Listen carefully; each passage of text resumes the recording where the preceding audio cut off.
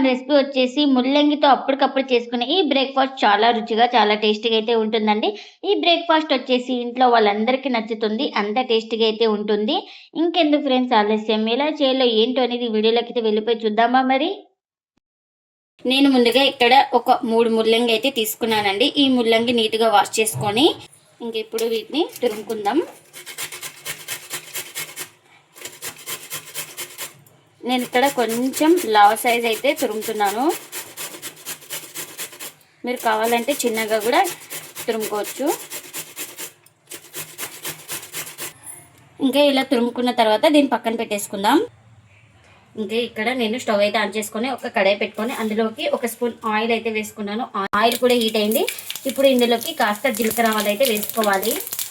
ఇంకా ఇప్పుడు ఆనియన్స్ అయితే ఇలా చిన్నగా కట్ చేసుకున్న తర్వాత ఈ ఆనియన్స్ కూడా వేసుకోవాలి. ఇంకా ఈ ఆనియన్స్ ఒకసారి మొత్తం ఇలా బాగా కలుపుకున్న తర్వాత మనం ముందుగానే ముల్లంగి అయితే తురుము పెట్టేసుకున్నాం కదా, ఇంకా దాన్ని కూడా వేసుకుందాం.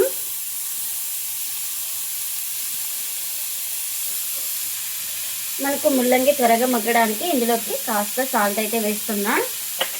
ఇంకా ఇలా సాల్ట్ వేసుకొని ఒకసారి మొత్తం బాగా కలుపుకోవాలి.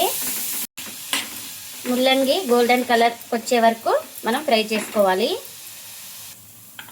ఇలా ముల్లంగి కాస్త గోల్డెన్ కలర్ వచ్చిన తర్వాత ఇప్పుడు ఇందులోకి ఒక 1/2 టీ స్పూన్ దాకా పసుపును కూడా వేసుకోవాలి. పసుపు కూడా వేసుకొని పచ్చివాసన పోయే వరకు అయితే ఫ్రై చేసుకోవాలి.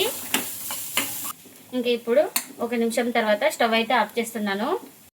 ఇంకా ముందుగా ఒక మిక్సింగ్ బౌల్ అయితే తీసుకొని అందులోకి 1 కప్పు సోజీ రవ్వ అయితే వేసుకోవాలి. అదే ఉప్మా రవ్వ, బొంబాయి రవ్వ అంటారు కదండి, ఆ రవ్వను అయితే వేసుకోవాలి. ఇంకా ఇప్పుడు ఇందులోకి 1/2 కప్పు పెరుగును కూడా వేసుకుంటున్నా. ఇంకా ఇప్పుడు ఇందులోకి 1/4 కప్పు వాటర్ కూడా వేసుకుంటున్నా. ఇవన్నీ వేసుకొని ఒకసారి స్పూన్ తోటి బాగా కలుపుకోవాలి.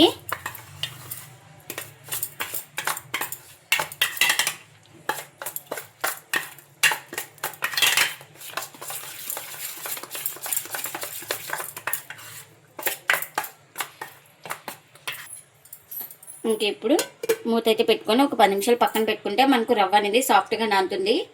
ఇంకా ముందుగా ఒక మిక్సీ జార్ అయితే తీసుకొని అందులోకి వేయించుకున్న పల్లీలను అయితే వేసుకోవాలి. ఇంకా ఇప్పుడు ఇందులోకి పుట్నాల పప్పును కూడా వేసుకుంటున్నా. ఇంకా ఇప్పుడు ఇందులోకి రుచికి తగినంత సాల్ట్. ఇంకా నేను ఇక్కడ మిర్చి ప్లేస్లో కారం అయితే వేస్తున్నాను. మీరు కావాలంటే మిర్చి కూడా ఫ్రై చేసుకొని వేసుకోవచ్చు. ఇంకా ఇప్పుడు ఇందులోకి పుదీనా కూడా వేసుకోవాలి. అలాగే గ్రైండ్ చేసుకోవడానికి కాస్త వాటర్ కూడా వేసుకొని మూత పెట్టుకొని గ్రైండ్ చేసుకోవాలి. ఇంకా గ్రైండ్ చేసుకున్న చట్నీని ఒక బౌల్ తీసుకొని ఇంకా అందులోకి అయితే వేసుకుంటున్నా. ఇంకా అలాగే ఈ చట్నీకి పోపు కూడా పెట్టేసుకున్నాను. ఇంకా ఈ పోపును కూడా వేసుకున్నా. మనకు చట్నీ అయితే రెడీ అయిపోయింది. ఇంకా ఇప్పుడు ఒక 10 నిమిషాల తర్వాత అయితే చూపిస్తున్నాను చూడండి. మీకు రవ్వ కూడా మనకు బాగా సాఫ్ట్గా నానింది. ఇలా ఒకసారి స్పూన్ తోటి బాగా కలుపుకుందాం. ఇప్పుడు దీన్ని ఇంకా మిక్సీ జార్ అయితే తీసుకొని ఇంకా ఇప్పుడు ఇందులోకి వేసుకోవాలి.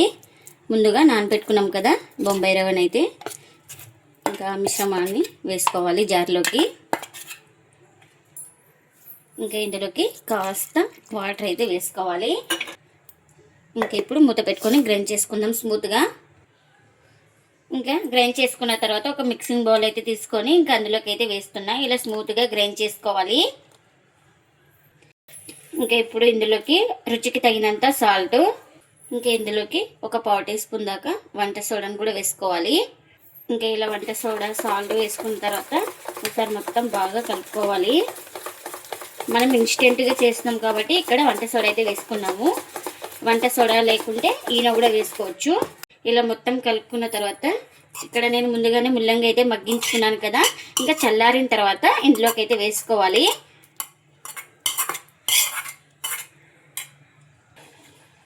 ఇంకా ఇప్పుడు బాగా కలుపుకుందాం. ఈ ముల్లంగి వేసుకున్న తర్వాత బాగా మొత్తం పిండిలో కలిసిపోయేలాగా బాగా కలుపుకోవాలి. చూడండి బ్యాటర్ అయితే ఇలా ఉండాలి. ఇక్కడ చూపిస్తున్నాను కదా. ఇంకా ముందుగానే మనం ముల్లంగిలో సాల్ట్ వేసుంటాం కాబట్టి ఇంకా దోశ పిండిలో సాల్ట్ చెక్ చేసుకొని వేసుకోండి. నాకు ఇక్కడ పర్ఫెక్ట్గా అయితే సరిపోయింది. ఇంకా ఇప్పుడైతే ఈ బ్యాటర్ అయితే రెడీ అయిపోయింది మనకు. ఇంకా స్టవ్ అయితే ఆన్ చేసుకొని ఇలాంటి ప్యాన్ అయితే పెట్టుకున్నాను. ఇప్పుడు మనం ఈ బ్యాటర్ని వేసే ముందు ఒకసారి మొత్తం బ్యాటర్ అయితే బాగా కలుపుకోవాలి. నేను ఇక్కడ ఒక గరిటె పిండిని అయితే వేస్తున్నా. ఇలా పిండి వేసి లైట్గా స్ప్రెడ్ చేసుకోవాలి.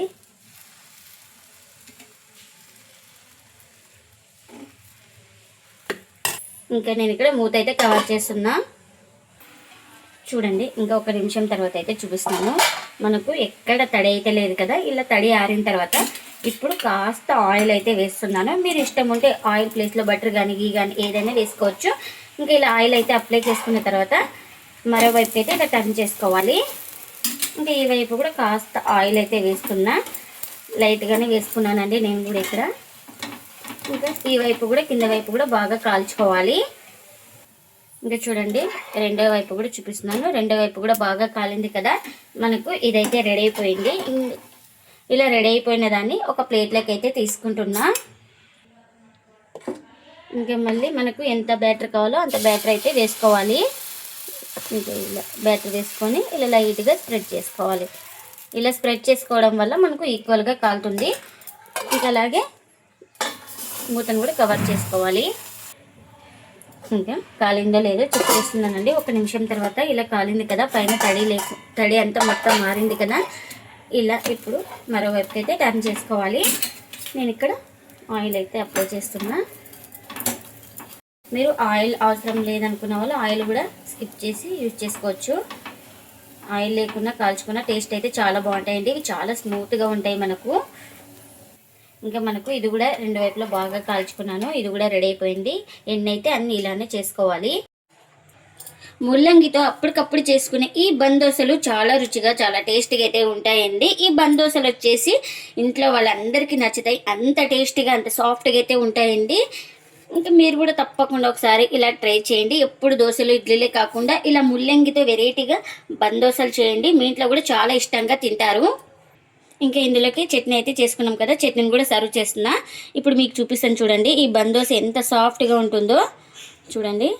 మనకు 24 hours అలానే వదిలేసినా కూడా చాలా సాఫ్ట్గా అయితే ఉంటాయండి. ఇంకా మీరు కూడా తప్పకుండా ఒకసారి ఇలా ట్రై చేసి మీకు ఎలా వచ్చిందో కామెంట్ అయితే చేయండి ఫ్రెండ్స్. ఇదండి ఇవాళ వీడియో. ఈ వీడియో కనుక నచ్చితే ప్లీజ్ లైక్ చేయండి, షేర్ చేయండి, కామెంట్ చేయండి. అలాగే లైక్ చేసి సపోర్ట్ చేయండి friends. Thanks for watching. Bye bye.